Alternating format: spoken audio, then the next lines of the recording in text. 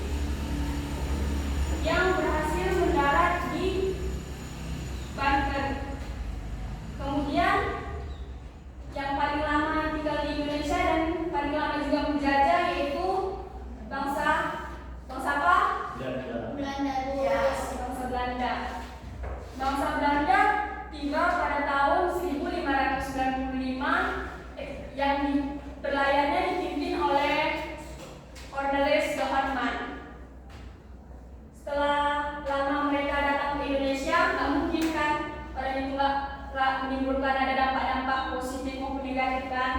Baiklah, kita bahas dampak positif dan dampak negatif dari kedatangan bangsa-bangsa Barat ke Nusantara.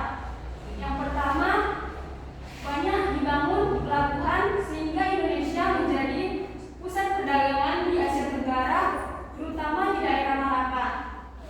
Lalu setelah kedatangan bangsa Eropa di Indonesia, banyak berdiri pusat-pusat yang mengurangi pengangguran, dan yang ketiga, dibangunnya sarana jalan darat sehingga ada akses antar kota.